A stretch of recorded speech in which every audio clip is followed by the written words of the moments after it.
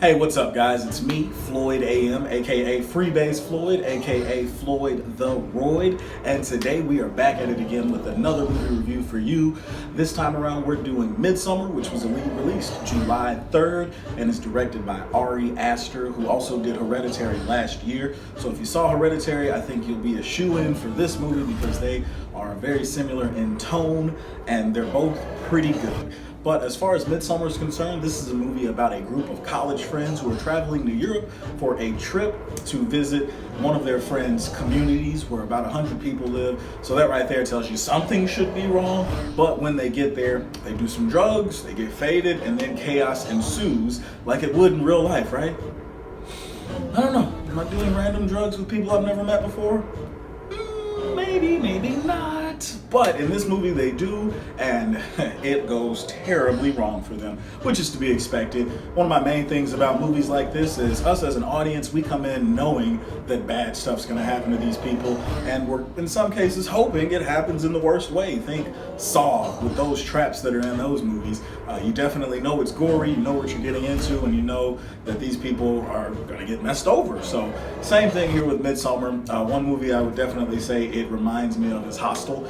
People from America traveling abroad feel safe, get warmed up by the locals, and then all of a sudden you're tied to a chair and some guy's looking at slitting your Achilles open. So no thank you on that.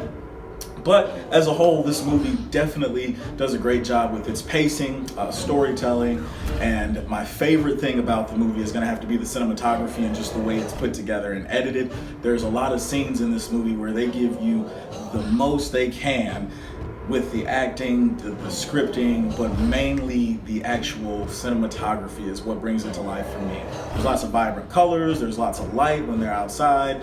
You never have to wonder what's going on as far as who you're supposed to be focusing on. They do a very good job of having someone in deep thought in the foreground of the shot, and then in the background you can still hear the conversation that's going on between the other characters because they are giving you expositional information that you need to hear. You just don't need to be right in the center of that conversation. So definitely the cinematography and the editing are two of my most favorite things in the movie overall. I will say, as far as some negatives, the movie starts out with a really breakneck pace. The first 5 minutes, the dialogue between the male characters about the breakup in the relationship, that's kind of the embodiment of the movie, is really good. It's the way guys typically talk when they're talking about relationships and girls and stuff.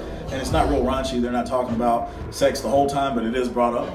That's what guys tend to talk about from time to time. Women too. Don't y'all be out there lying. We know what it is. But the guys, it just genuinely seems like they gave them the basis of the conversation and what it needed to be about, told the characters who they are, and then just let them run. So it's very natural, back and forth. And I really, really liked that first scene there. And then things just take a turn with something that's actually, to me, a negative of the movie. The character, Dani, she's the main female character, and her parents and sister actually die in a really, really weird scenario. Won't give that away because it's a really big part of the movie. But then again, as the movie goes on, it's like, well, was that a big part of the movie, or is that just a way to show that this character is grieving because of what's happened? Because in a lot of movies, they'll bring something up like that without ever showing it. So you're left wondering what happened to this character's family. Why are they so sad? These people must have died, but how did they die? Was it gruesome, this or that? In this movie, it shows you what happens, but it doesn't explain to me in very good detail why it happened. Was it just something that not really explainable, somebody's just having a bad go at it and they did something really poor, or was this something that helped push these characters going to Europe together? Another thing I didn't really enjoy too much with the movie is that, again, that first act is killer. It's great, it gets you really bought into the characters and into the movie and has you wondering what's going to happen next. But then once you get to the second and third act, when people actually start getting killed, you're kind of like, oh, well, this is the typical A, B, C, all the way to Z order that things go in these types of movies. So it really starts to remind you of something like Hostel. The director, Ari Aster, says that he drew some major influence from the original Wicker Man, just made way back in the day. But I personally haven't seen that one, so all of the similarities I see are from the remake with Nicolas Cage in it. So that one's a whole lot different to me. And not the beast! Ah! Open my eyes! Eyes! Ah! bees, not the bees. Yeah, so those are the only similarities I really see. There is a situation with a bear suit, and it's played nonchalantly. When you first see the bear, he's like, oh, it's a bear. And he just leaves it at that. And then at the end of the movie, it actually has some weight to it. The bear was supposed to be there for a specific reason.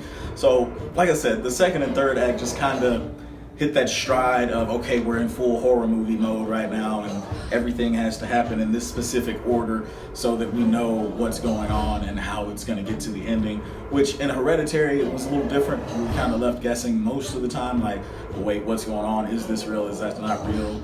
In Midsommar, because there's so many drugs and hallucinogens involved with the American characters getting continuously offered drugs and stuff like that and drinks and continuing to take them, which was like, why are you still getting faded when you just saw what you saw and people are missing? What are you doing? You want to get high that bad, bro? Chill out. So it is crazy just to see the second and third act kind of go through that mundane, like, oh, let's get to the end, but not too fast, but let's make sure we hit all the tropes we can hit. Like I said, overall, beautifully shot movie, very well edited. I really enjoyed the movie.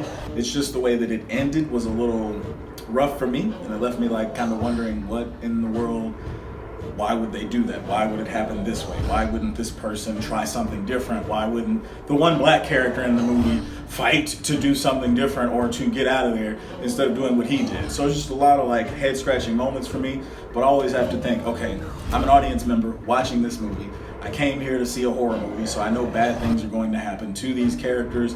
I pretty much know how they're going to happen. I just don't know if it's going to be something gruesome like Saw, Hostel, or something off camera like No Country for Old Men, where you have never even know how the guy died. But in that, it just didn't go the way I thought it would. Man, it was really weird at the end, and I didn't like that about the movie. So if you're thinking about giving it a view, I definitely recommend it. It's a great movie overall, very well shot and directed. Really have to give a big thumbs up to Ari Aster again, just for putting this movie together so well. Even if you don't enjoy it, you're still looking at a good piece of filmmaking. If I had to give it a rating, then I would say this one is a B overall. I'm a little older, so I do get nostalgic about my old horror movies, which if you watch them today aren't even that scary. Freddy Krueger, Jason, they're not even that scary. But since I watched them as a kid and they weren't all about gore completely, they were more about developing these scary characters who probably couldn't be realistic at all, but at the same time, they do strike fear in your hearts back then. Nowadays, they're kind of whack. The remakes seem to suck too. But Midsommar, again, it would be a B for me. Really good movie, very well shot. If you get a chance to get out and see it, you definitely should. You can watch somebody get smashed in the face with a hammer after they break both legs. That's really cool. I thought so, at least. But I do appreciate you guys giving the video a view. Don't forget to like and subscribe, or dislike and don't subscribe. Do whatever you feel is best for you. I'm gonna keep putting out videos. Our next one's gonna be the Spider-Man Far From Home video, and then after that's gonna be Crawl. So come back and check us out. We'll have some new things on the channel here in the next coming weeks. We're also starting a podcast. Thanks again, guys, and remember, Freebase Life, and I'm Freebase Floyd. Peace.